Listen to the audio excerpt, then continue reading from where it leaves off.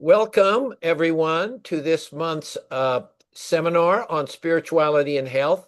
And I am so excited that the topic today is going to be a measure of hope and love for children. And we have presenting today Catherine Kraft and Jennifer Wortham.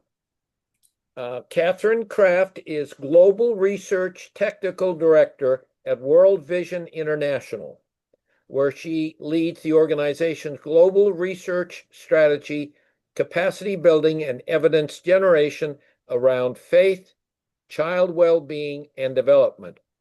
With a doctorate in sociology of religion from the University of Bristol in the United Kingdom, she draws on decades of experience in humanitarian aid, monitoring, and evaluation, and peace building in the context across the Middle East, South Asia, Haiti, and West Africa. Dr. Kraft is recognized for integrating theological reflection and narrative methods with empirical research to enhance how faith-based organizations contribute to holistic child flourishing, conflict, sensitivity, and development. So that's Catherine or Katie Kraft. Jennifer Wortham is a research associate at the Human Flourishing Program at Harvard University, where she focuses on the intersection of religion, spirituality, and health and well-being. She holds a doctorate in public health from UCLA Fielding School of Public Health, has extensive experience as a strategy and population health executive in both public and private health sectors. Dr. Wortham is the founder and chair of the Global Collaborative, a survivor-led NGO responsible for the establishment of the November 18th World Day for the Prevention and Healing of Child Sexual Exploitation, Abuse, and Violence. She has authored numerous papers on flourishing, ACEs, moral injury and trauma, and a moving memoir called A Letter to the Pope, the Keeper of the Nest, which recounts her family's experience with clergy abuse, framing healing as a deeply spiritual and systematic process. Her work offers a rare synthesis of rigorous population health methodology, spiritual depth, and personal narrative, making her a distinctive voice in the field of trauma recovery, faith-informed well-being, and institutional transformation. So these are two world experts in the field of child health and human flourishing. So I would now like to turn them over to you all. Jennifer, go ahead. Thank you. We're going to let Katie launch this morning. Okay, excellent. So, yeah, thank you. Thank you, Dr. Howell. That was one of the most glamorous introductions anybody's ever made of me. So I hope to even remotely live up to such a standard. So yeah, I'm going to start today by sharing a bit of the journey that World Vision has been on and what we've learned, what we've come up with on our journey, and then hand over to Jennifer to kind of talk about how this links into kind of wider global research trends and where we hope to take this research moving forward. Okay, so World Vision has been on a journey for several years that has led us to a keen interest in child flourishing. As a faith-based child-focused charity, one of our top stated aspirations is what you see on the screen there. Children experience the love of God and neighbors. We are a Christian NGO, and so that statement is very much inspired by our Christian background. However, this is a distinct aspiration that we have as a faith-based NGO for our work with children of all different faiths. We do not proselytize. We do not intentionally go out and try to convert children to Christianity. And yet, as a Christian NGO, we still do believe that there is this thing that we call God's love, which is meaningful for all children. So we've struggled for years to give clarity to the meaning of this statement. What does it mean for children to experience the love of God and neighbors? And since we haven't really necessarily understood well what it means, we've really struggled to measure or report on this aspirational statement. And maybe you've heard the saying, you program for what you measure. So if you're reporting on something, then you work harder to make it happen. So the fact that we haven't been reporting on it has been a challenge for us as an organization.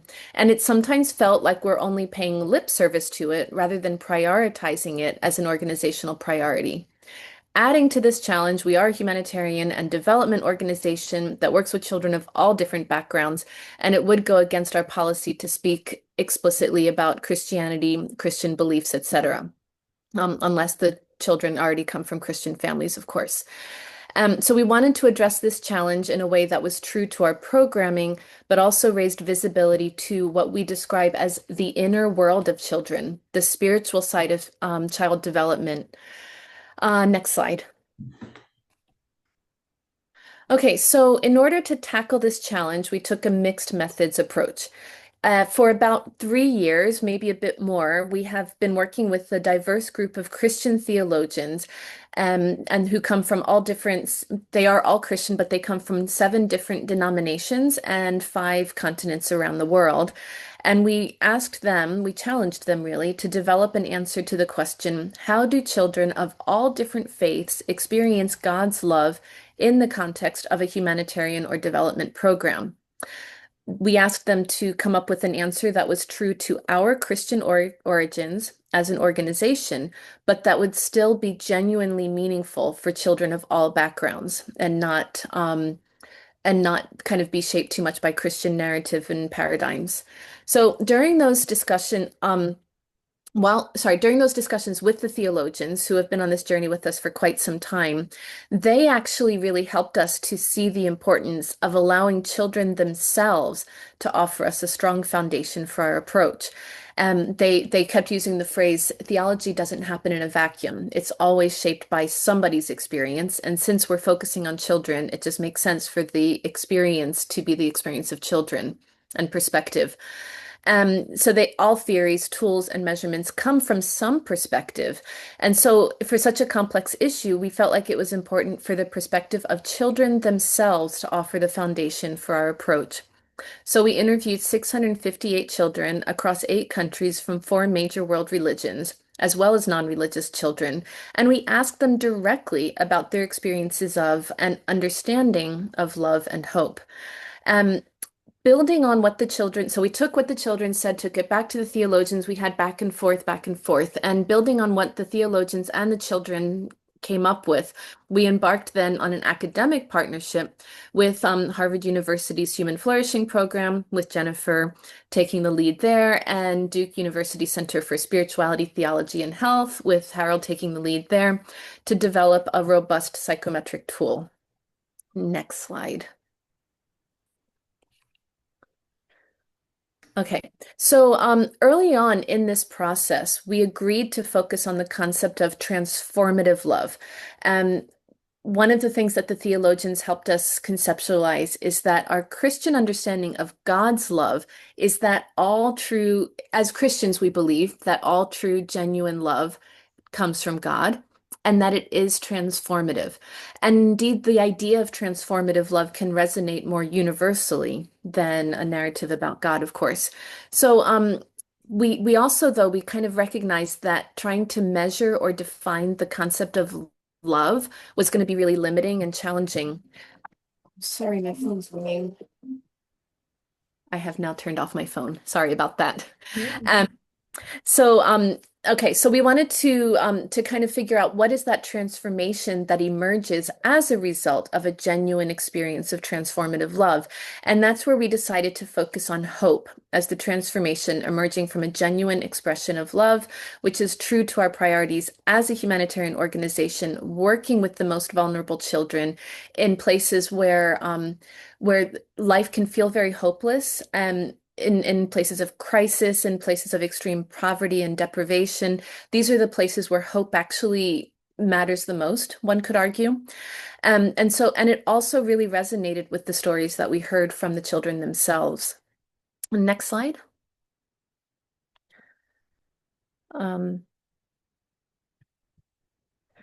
Okay, so there were a number of reasons why we chose to focus. Sorry, can we move to the next slide?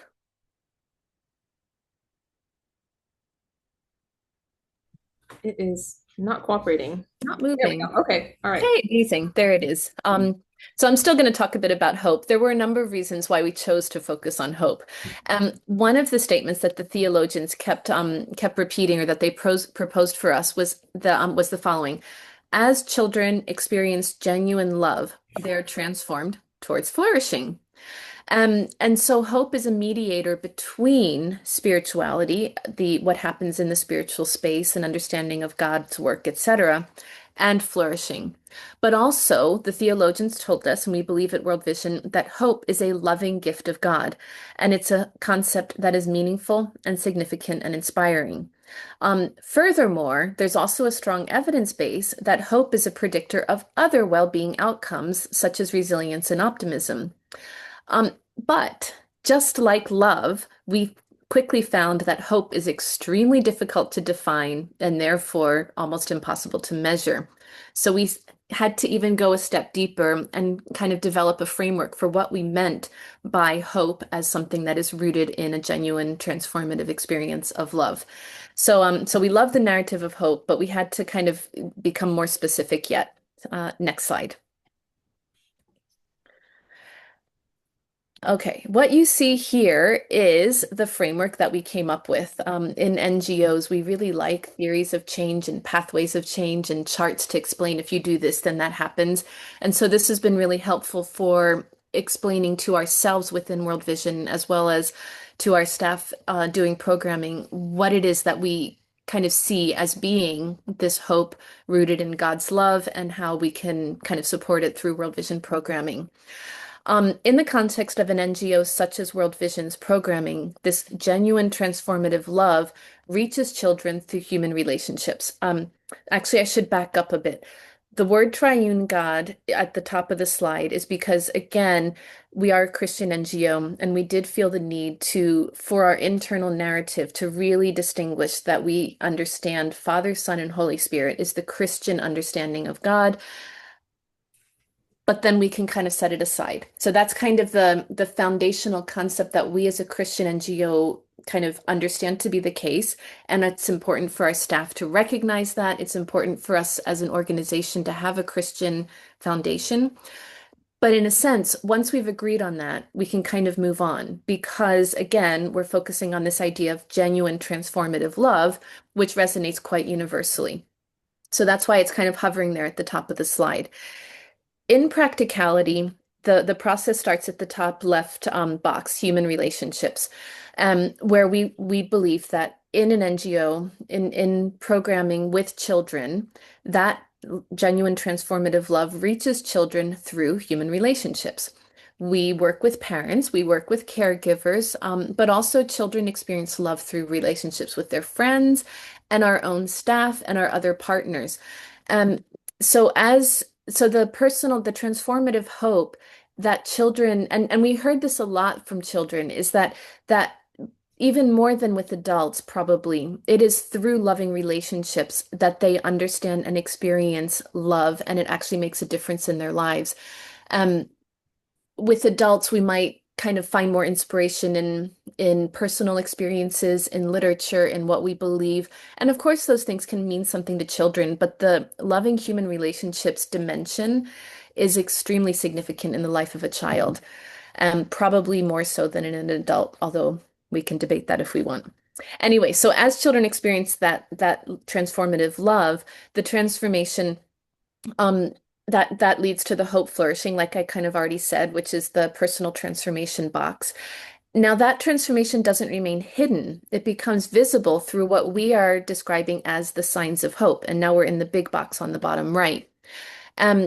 Compassion, resilience, purpose, joy, wisdom, and a spiritual life are the 6 signs which emerged very, very strongly from what children told us as ways in which they express love or have experienced love and express hope, things that are important to the children, but also that our theologians said are rooted again in our Christian roots. But words like compassion, resilience, purpose, joy, these are not religious terms. And so they resonated both with children and with our with the families and our partners and our colleagues, as well as with our Christian roots. And finally, the bright orange box, active participation, is about multiplying hope, because as children demonstrate these signs of hope, they share what they've received, creating a ripple effect in families and communities. And that means that children demonstrating the signs of hope become a means in which they feed into the loving cycle within their network of human relationships. And the theologians described this as a virtuous cycle of nurturing hope rooted in love. Next slide. Okay, so here you have the list of the 6 signs and their definitions. It's a wordy slide. I know I'm not supposed to give you wordy slides, and so I'm not going to read everything that's on here. But what I really wanted to highlight is first of all that what we did in terms of developing a measure for World Vision to use to track the experience of the transformative experience of God's love in children's lives is we validated a tool that measures each 6 of these signs separately and then together as a whole. So we can track, like, maybe, children are really doing well in terms of resilience, but struggling in terms of purpose, etc. The 2 things that then in terms of the content, what I really want to highlight is each of these definitions feels probably familiar to you, but we really tried to highlight that relationality, that loving relationship element. And so, for example, joy, it's not just about a child being happy and joyful, and even the word gratitude came up so often, but we added that bit at the end to celebrate the kindness of others, because what we really saw is that a love-fueled hope in children was not just simple joy, but it was a joy which celebrated relationality, appreciated when others were kind to them, and kind of infused that joy in their relationships. The other thing I wanted to highlight about this is the final one, spiritual life. We validated personal faith for use in World Vision because we wanted a uniquely Christian measure when we work with Christian children. So we don't measure spiritual life with non-Christian children. But speaking to a group of colleagues who are, I'm sure, highly intelligent and have really great ideas, we would love to explore more what the spiritual life looks like for children who are not of a Christian family. Because both the children and the theologians really emphasized that spirituality is extremely important to all children. And our decision as an organization to focus on a Christian faith was just internal organizational, but we really do think that this 6th one merits a whole lot more exploration, which Jennifer will get into in a second. Okay, now, next slide. So as I mentioned, we kind of agreed this framework and these 6 signs.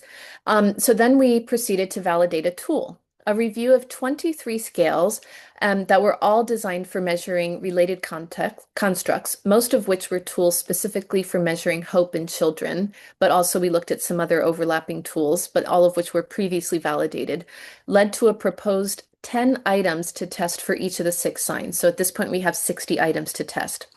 Then using a modified Delphi method, the project team narrowed that down to 5 items per sign, which were then tested in the same 8 countries where we did the qualitative listening exercise with children.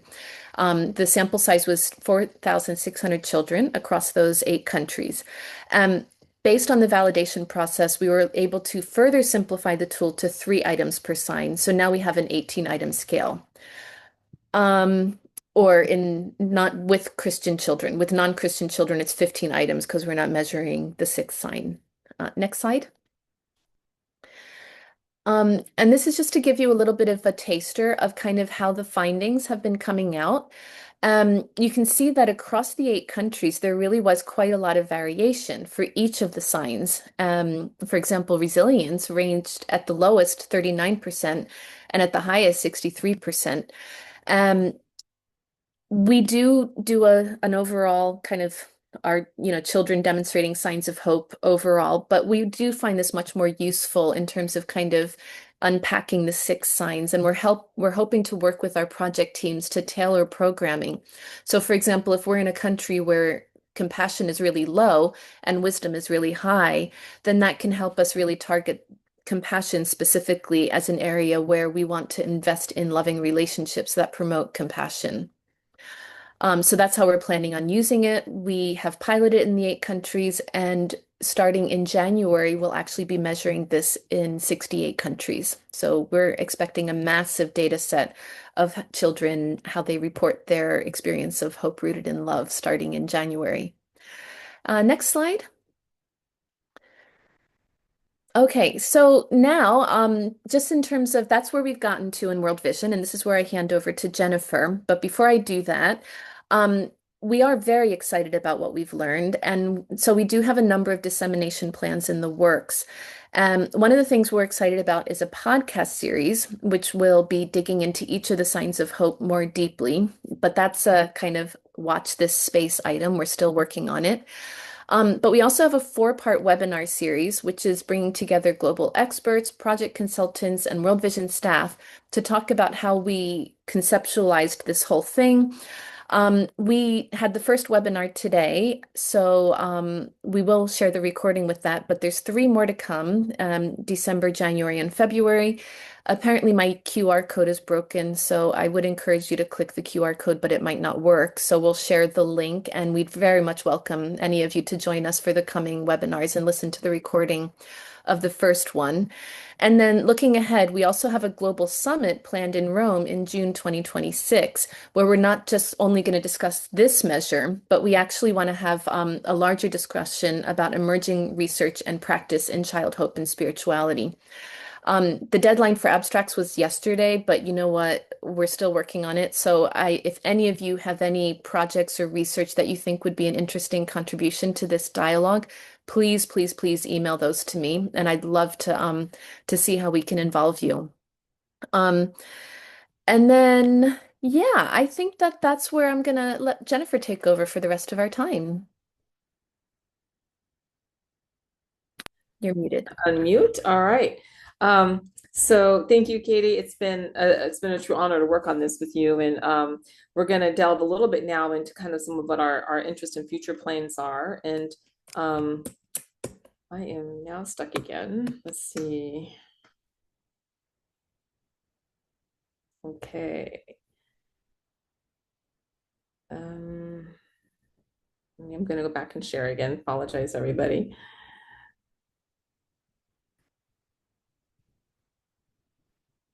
Okay. Well, it says I'm sharing, but I thought, let me go back. Apologize.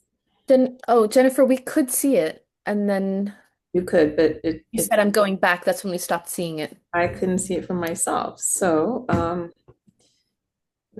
apologize. What happened? There it is again. Okay. And okay, let's see. Let me get to my part. Okay, there we go. All right. Can everyone see now? Can you see? Katie, can you see my piece? Let's see. Okay. Looks Okay. perfect. All right. Sorry about that. This is my 3rd webinar today, so I'm a little bit off. All right. So I'm going to talk a little bit about where do we go from here, and what our plans are. So in this work, as Katie said, you know, we learned a lot, and I think one of the most important factors of an experience for the team was really the voice of the child at work, and the work Katie did initially to help frame the hope work, and then the validation process was just really amazing in working with children. So we want to continue with this work and go deeper. So we are launching what we're calling the Faith and Child Flourishing Global Initiative. And I'm going to talk a little bit about, for those of you who aren't familiar with the Global Flourishing Study that was launched a couple of years ago with Harvard and Gallup and Baylor University. It's the largest study of its kind, covering 23 countries and territories, and with over 200,000 participants. This particular study is for adults 18 years and older. But it's a 5-year planned longitudinal study. We're now in year 3 of data gathering. And ultimately, the study population, the sample size represents about 65% of the world's population. So we're really excited to be launching this work and getting all the data. There's 20 academic institutions involved at this point, 20 plus. And my particular question, we have 40 questions on the main survey. My particular question is religious and spiritual connection. And I could literally never collect any data the rest of my life and spend the rest of my life just mining the data from the first year, because we can compare that with all the other questions and looking at all the attributes, and there's just such a rich amount of information. So it's been really an exciting study to launch. For those of you who aren't familiar with the Pathways to Flourishing, this work led by Tyler Vanderwilt at Harvard, who's the director of the Human Flourishing Program and a distinguished professor, has published in, this was at the National Academy of Sciences, on the Pathways to Flourishing, really focusing on family, work, education, and religious community, and how all of those are linked to happiness and life satisfaction, physical and mental health, meaning and purpose, character and virtue, and close social relationships. And so there's this was drawn from existing cohorts and studies that were done, the nurses study and others, that really help us understand what the pathways to flourishing are. And some of the interesting findings in the flourishing study so far is that we see flourishing tends to increase with age. Patterns are varying, but for the most part, it increases with age. There's some gender differences, but they're very small, and it also varies by country. So, for example, in Japan, we see flourishing is higher among women than men, and then in Brazil, we see it's higher for men than women. We see overall that flourishing is higher among married individuals, in except a few countries. India and Tanzania reported higher levels of flourishing for singles. And then it's higher for employed or self-employed individuals compared to unemployed. And it increases somewhat with education. There was an interesting reverse pattern in Australia and Hong Kong, and we're still have teams that are working on trying to identify the reasons for that. And then it's higher for those attending religious services or other forms of community engagement.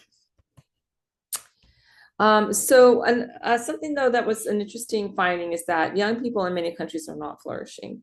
And that's a little troubling in terms of trends. So we want to understand that better. We talked about it increasing with age. It tends to be multidimensional, and different countries are flourishing in different ways. And so in developed nations, the scores, although they were high in financial security and life evaluation, for the most part, they were lower in meaning, prosociality, and good relationships. And then in some of the developing nations, they had higher levels of meaning and prosociality. And so when we look at the total outcomes, the aggregate scores, is pretty mixed. But we want to look at is how can we carry out economic development activities in terms of improving GDP without compromising meaning, purpose, and relationships and character? So those are interesting questions. Now we have scholars all over the world debating. And then a significant finding is that religious service attendance is strongly associated with well-being across countries and outcomes. And so this is an important finding, and it's consistent with much of the literature that's been produced on well-being and the association between religious and spirituality that many of you review every month with Harold in these programs. And so when we look at, could the lower humanistic eudaimonic forms of well-being in economically advanced nations be connected to declining religiosity? So that's something that we're pondering as well. And do we need to consider what spiritual pathways to well-being are? And that's kind of leading us into the planned study that we're doing with children. One of the things we did with the Global Flourishing Study is we looked at what we're calling childhood predictors. So the question asked, or the study asked questions around self-related health at age 12 and religiosity and parental support or social support. We also have a question in there about child abuse and relationships with mother and father. So those are all things that we ask. So this is pretty much a retrospective perspective. And so when we look at the findings, we see that there's positive parental relationships, definitely strong bonds with mothers and fathers do predict higher adult flourishing across all the domains of meaning, belonging, and mental health.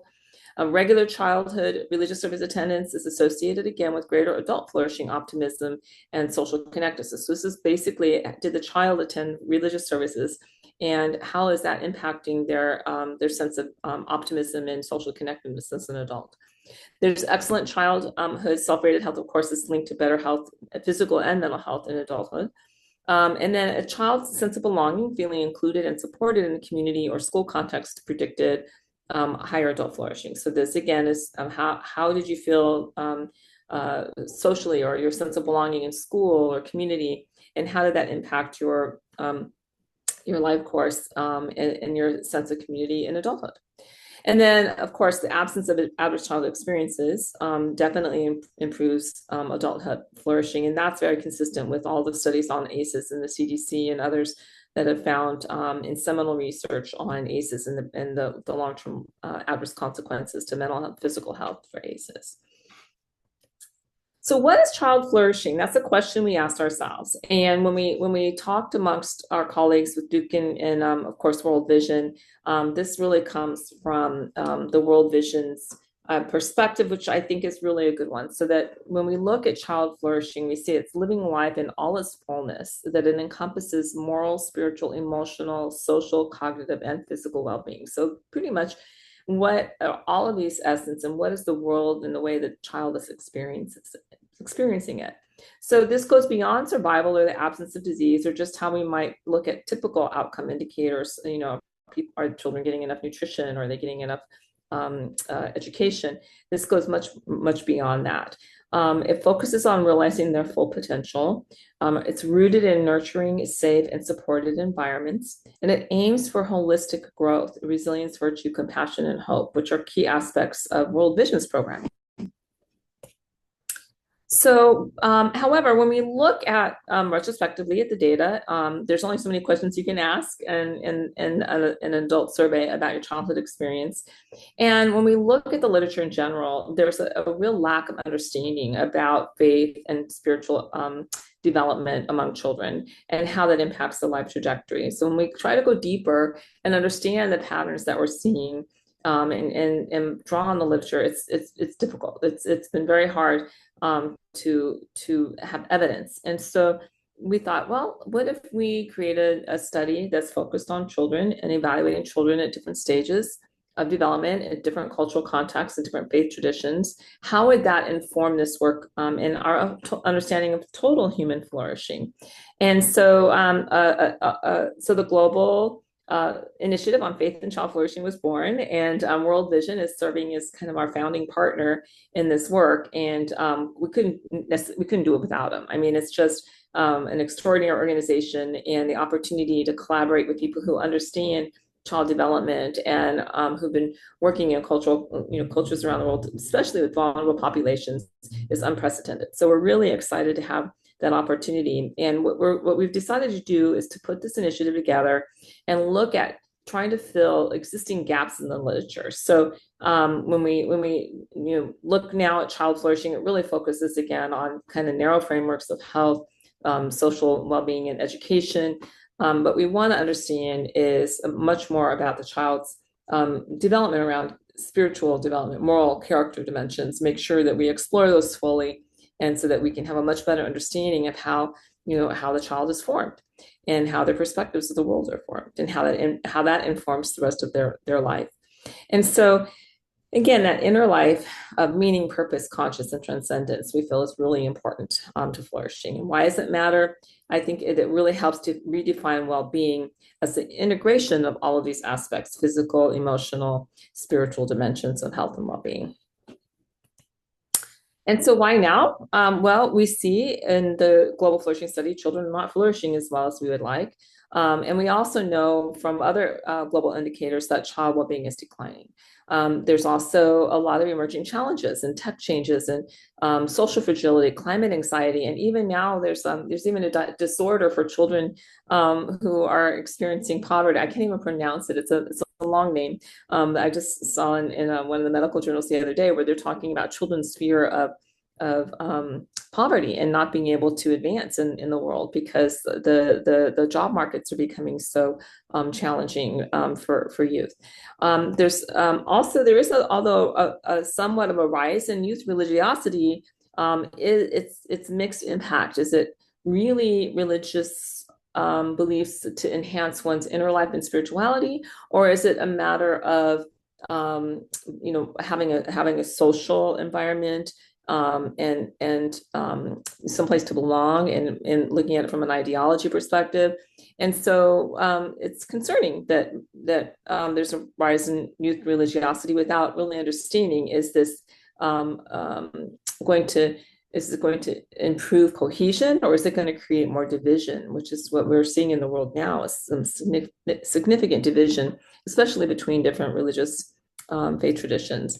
And so also much of the research is biased towards high income contexts and countries. So there's very little in-depth understanding of religion and the impact and how it impacts societies and the child's life course in some developing nations in the global South.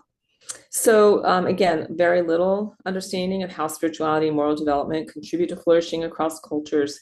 There is data and statistics gathered on how well children are being educated, and access to food, of course, which is really important, and other types of development. But we really need to enhance this understanding. So our research questions, and there are going to be many more than this. This is our primary aim, is to understand how do children journey to flourishing across developmental stages. So we would like to implement a longitudinal study that's 5 to 10 years, that we can really follow the same cohort of children and look at spiritual formation. We know we have Fowler's, work on spiritual formation of children, and we have that understanding more from a Western or Christian context. It doesn't really give us a lot of insight into other developing nations and those faith contexts. So we feel that that's important to understand. It's a cross-culture, cross-nationality, deep understanding of the formation of spirituality in children. How does spiritual development interact with other dimensions of child well-being across the developmental stages? That's a key element we want to understand. How does it improve? Does it foster better adoption, for example? Does it bring better cohesion in the community? What role do faith-based and community interventions play in promoting children's holistic development? So this is a very important aspect, is that not only do we want to understand how children are flourishing and gain greater insight into their formation, we'd like to evaluate different programs and how the effectiveness of those programs on the child's flourishing, which presents us with a really big task, a very complex task. But as we work through with World Vision and other large NGOs, and as we collaborate together, we think we can make some progress in this area. Our selection criteria, so we're looking at geographic and cultural diversity, all inhabited continents, a range of economic and fragility levels, presence of strong local research partners. So we're looking for areas where we can partner with other research institutions that understand the local cultural and national context of the research. We want to make sure it's feasible politically and it's safe for data collection.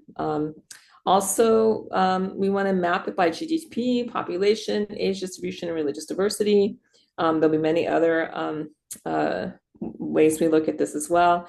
And then really our idea is to get it down to about 40 countries. That's what we think we're going to need. So we are consulting now with Gallup. Gallup is going to be helping to inform our selection, which we're really excited about, and lots of good things in motion. The focus of this, conceptual foundations and exploratory listening. We're starting our literature and theological review. The listening to children study, we're going to expand on that concept and really integrate that from very early stages of the study. And then we actually want to start at age 3. So there's different types of methodologies, and we're working with experts in child development who can help us with this at Harvard and at World Vision. So we see the ages 3 to 6 will likely be data gathering from a play-based exercises from 7 to 11, arts and photo-based, and ages 12 to 17, it'll be more narrative and story-based. So a real opportunity we have is that World Vision actually already executes something called the AIM data set or the AIM survey. With that, it's done on a, is that, Katie, is that a biannual, like every 2 years, or is that every year? I'm trying to remember now. There's an annual element, and then there's a once every 3-year element, Okay. which we have the potential to use both of those. That's right. Okay. And then there's expanded AIM data set that they're developing. And so World Vision already has a mechanism in place to do surveys of children. So we're going to try to leverage that data in with our other data that we need to collect. One of the challenges is that the AIM data is not collected or the survey is not administered in the US, or I don't even think in Canada either, in North America. So that's an opportunity for us, is to figure out how we're going to gather that same data from those populations. And I'll let Katie speak to a little bit more at the end. Then ideally, longitudinally validating the work. So AIM Plus is that kind of new tool that World Vision is developing, and we want to work with that as well. And provide that as a longitudinal study. Right now, the AIM data is kind of more of a cross-sectional. They don't follow the same child, but the potential is there for us to follow a cohort of children, just because the way World Vision is structured, and that children are typically in a World Vision program for much of their childhood, depending upon when they get exposed or get signed up. And then we'll do correlation mapping to identify flourishing dimensions. Again, longitudinal measurement and validation, integrating flourishing questions into child sponsorship monitoring. So again, World Vision is structured as a child sponsoring program. And so they do collect data and when they register children for their programs, and we hope to be able to link into that. We are also talking to now some of the other large NGOs that are serving children. There's a lot of interest in this, so very excited. We look at potentially doing some pre-work, tracking children annually for at least 3 years. If we get more funding, that would be great. And then stratify by age, gender, faith, and nationality. And then understanding those local program impact, and potentially looking at also a cohort of children that are not impacted by those interventions, so that we can have kind of a control group. And then include diversity in family, socioeconomic, and cultural contexts. So how we see this coming together, we're going to work with frontline workers and missionaries and others, people that are out in the field. Caregivers will be empowered and to excellence as they more deeply understand children in their care. So we have all these people that are impacting and working with children that will be impacted by this work, and we'll get information on how children are flourishing and what programs they can emphasize and focus to bring the greatest flourishing to those communities. Identify how different dimensions of both soft and hard well-being contribute to child flourishing, and which dimensions require a focused effort to improve, and evidence on what makes a difference in the significance of how we work with children, and then really raising visibility in the policy forums for investing in the inner world of children for improving long-term outcomes, whatever that means to that nation or whoever is potentially funding this, so that we can see improvements in all aspects of social, relational well-being. So we're looking to expand this work. In particular, we're looking for partnerships representing all participating countries, bringing experts on child spirituality from different religious traditions. We're hoping to bring in people that are as passionate as we are about this work, and that have expertise in researching with children. We're going to need a lot of support translating the learning into actions and building an advisory team. So we have opportunities for people to come in as advisors, we have both short-term and long-term funding needs. Katie's been amazing. I think she's kind of got a special Midas touch from God, so that she's helping us identify a couple of opportunities for very short term, but we need more. So we are talking with the larger foundations. And it just, everybody knows this is a really difficult time for funding in general, with all the changes to the USAID and just what the universities are grappling with. But we all feel really committed and sense that this is going to come. And so for our literature review, we want to, any sources that you may have that you want to share, we're compiling a database, which we will also make available. We're putting together a website so that we'll have a website on this particular initiative, where we can continue to share information and Q&A and just keep all connected with everyone. Think of it as like a grand community of practice that actually produces research. Again, some of the opportunities and what Katie talked about, I just want to reinforce the webinars. And we have a 4-part series. We did one this morning, which will be on the website. And we have one planned for each of the next 3 months that really go in depth into the study with Q&A with people that were in the field collecting data. We have voices of the children involved. So it's a really extraordinary opportunity to understand the tool. And then I put a link in the chat that can get you, there's actually the study that was produced. And so we have a long version and a short version, and a little bit more in-depth details about this project. And then we're hosting a summit, as Katie mentioned, it'll be in Rome, and that's in June. And so with that, that was the end of the part of the presentation. So we're happy to do Q&A now and answer questions. Okay, so just unmute yourself and ask your question. Boy, what a terrific presentation. Thank you so much, Katie and Jennifer. We really appreciate you. So whoever would like to ask a question, just unmute yourself. I also, Harold, if it's okay, I just want to specifically shout out to Sarah Bowler, who is on our team and has been helping develop this research design with us. So she's joined in order to help us with any insights that Jennifer and I may miss. Excellent.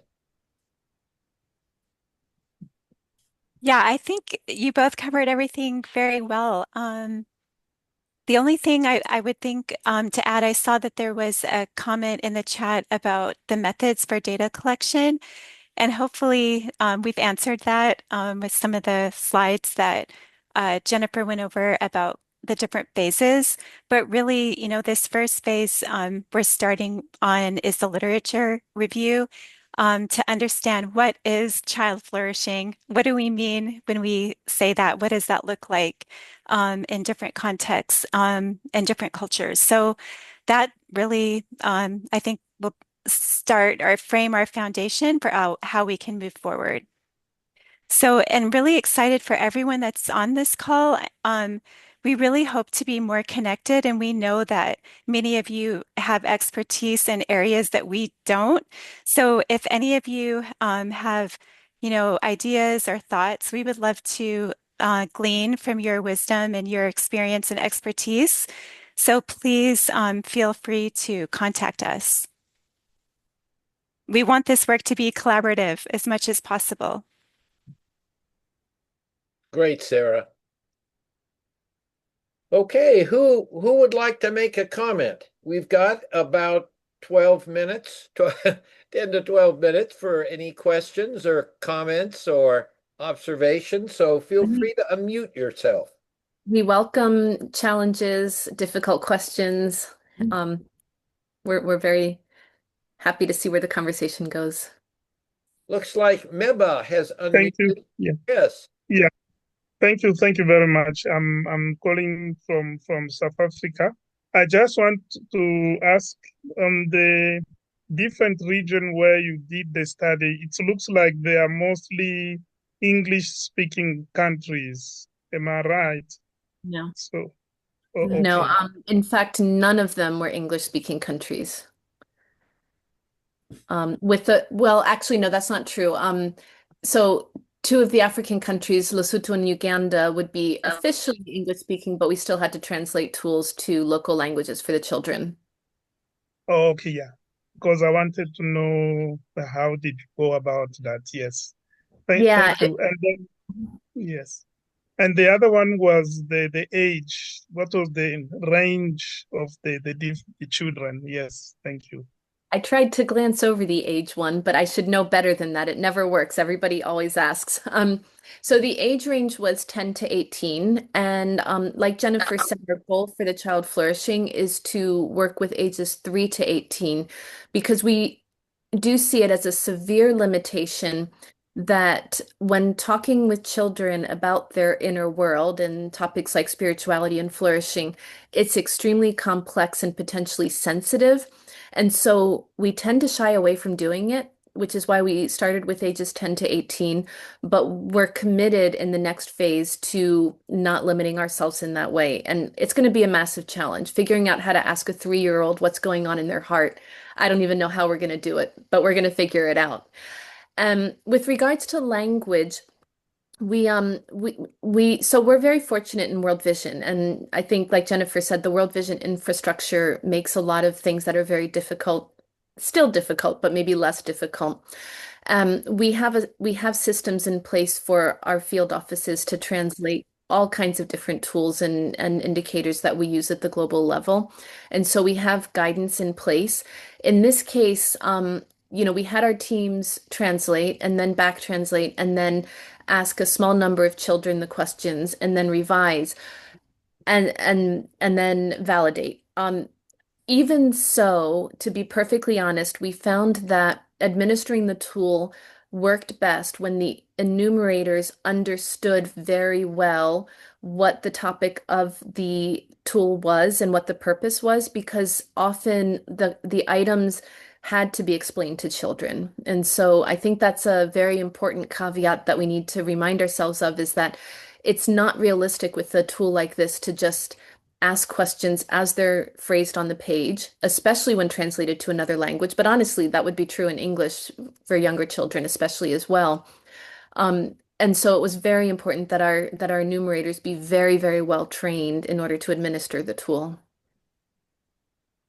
Otherwise, if I'm allowed, I would like to say congratulations, well done, because spirituality and children do not always go, especially in health system. We don't see it that way. Thank you. Thank you. Thanks.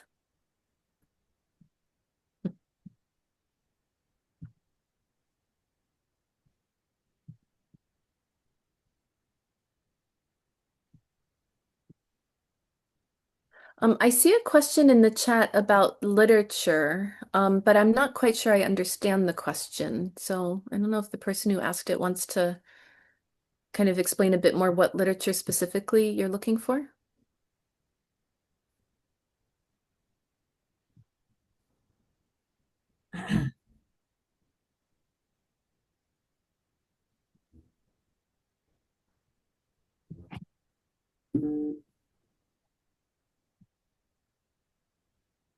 Maybe as that person is looking, I also wanted to add quickly, because I don't think we stated this in the presentation. So World Vision, we reach over 335 million children globally, and we work in over 100 countries. So we're one of the largest international NGOs in the world. We follow Oxfam and UNICEF. But when we do this work, we're not only doing it only for the purposes of, building evidence. We really want to apply it to our programming. And faith and development is one of our sectors within World Vision. We have other sectors like health and nutrition, livelihoods, WASH, and yeah, I'm missing one, child protection. But really, when we think about this faith and development work, we don't want it to be a siloed thing where we just kind of tag on something around faith just to check a box. We really want to learn how we can better integrate these really important determinants of child flourishing within all of our programming.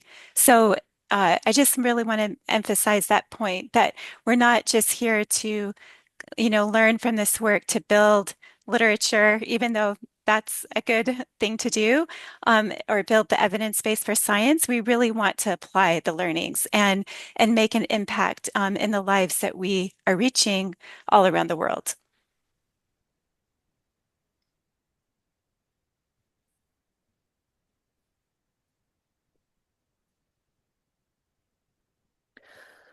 Thanks, Sarah.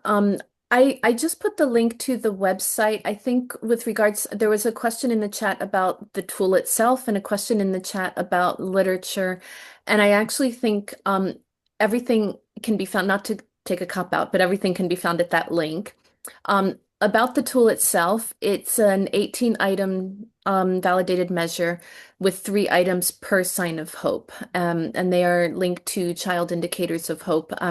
So for example, I know that for joy, I can remember off the top of my head, one of the items is I am grateful for my life. One of the items is I feel loved. Can't remember all 18 items off the top of my head, but those are, and they're on a Likert scale. And yes, for more detail, you can go to the tool. I also saw a question about retitling the project to Hope Rooted in Love measure. Very interesting observation. Indeed, in audiences where we think that we need a simpler explanation, that's exactly the title we use, but we thought we would use the more technical answer with this particular audience.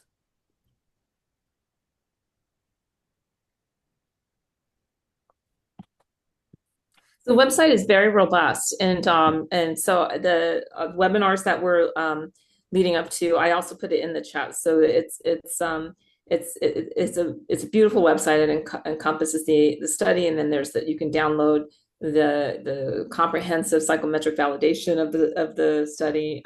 So I encourage you to visit the website if you want to learn more about the tool. We don't have the description of the Child Flourishing Project in there yet. We'll probably be developing a separate website for that, but more to come. And we do hope that you'll be interested in the program in Rome. We're going to be launching the registration for that January 1st. So right now we're finishing the speakers lists and looking at our sponsors and opportunities. But there is a limit. We can only host 600 at the venue in person, but you can also join online. And we're going to give a certificate in child flourishing at that program. So I encourage you to follow us. We will have more information on both the World Vision website and the future website to come. So, and this webinar was recorded, so we'll put a copy of that in our website as well. Yes, and we're recording it too, so it'll be on our website along with the PDF of your PowerPoint presentation, available to anyone. Just go to our website in the seminar section. I see a hand up. Do we have time? Sure. I'll try not to get us too deep in the weeds. I noticed that your themes in the document that I'm reading on the World Vision site are biblically informed, and yet I also see you using more inclusive language of spirituality. I'm a non-religious chaplain in pediatrics and also a researcher and student in psychology, and so I'm curious to hear a little bit more about what your framework or definition or description of child spirituality is and how that's informing a model that's religiously informed. We have been in a massive battle to define child spirituality. I'm involved in a project in addition to what Jennifer and Sarah are describing, which internally it is extremely complex because universally World Vision staff have really come together around this understanding of our primary spiritual objective for children is a genuine experience of transformative hope, which we understand, or sorry, love, which we understand to be God's love, rooted in, which results in flourishing towards hope. However, inevitably in a Christian organization, we have colleagues who will feel like it is insufficient without a child being on a journey to a personal relationship with Jesus. And we're very much wrestling internally about how we don't sacrifice our Christian identity and our Christian heritage, while understanding that we fully respect children. And I also need to highlight working with children is way more sensitive in this topic than working with adults because we're not respecting children's religion. We're actually respecting the religion of their parents, right? Many of the children we work with haven't really thought about what they believe or developed a system, and they will most likely, statistically speaking, follow the path of their parents. But that it's actually largely out of respect for parents and communities that we have to be very careful not to proselytize. And I think that actually leads to a much heavier burden for us, not a lighter burden, which some people might assume. So all of that is to say, you've flagged a very important question, and we're on that journey. I think one of the things that, like Jennifer and Harold have really helped us to not let go of is that religion plays a role. There's a lot of research saying that religious participation makes a difference in the lives of a child. So what does that look like alongside the fact that we have a much more universalist understanding of love and hope for children? So I've talked around your question in circles without landing an answer. The signs of hope, though, that was done with children of multiple faiths, and so the signs of hope, with the exception of the last question around spirituality, it can be used for any faith tradition or for children who don't have a religious faith tradition. The psychometric validation was sure to make sure that we stratified the data accordingly. So we do feel confident that measure can be used and to identify hope in children across all different faith traditions. That's great. That's great. We're at 1 o'clock. Okay. And so we'll have to conclude, but thank you so much, Katie and Jennifer and Sarah, for your participation, and for everyone who are on the call. And we hope to see you next month. So you all take care. God bless. Thanks for having us, Harold. Thank you all so much. It's been Bye-bye. wonderful.